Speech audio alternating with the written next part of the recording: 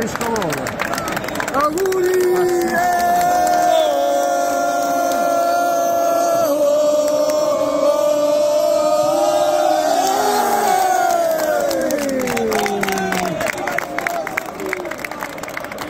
Si può fare, matrimonio si può fare, matrimonio si può fare.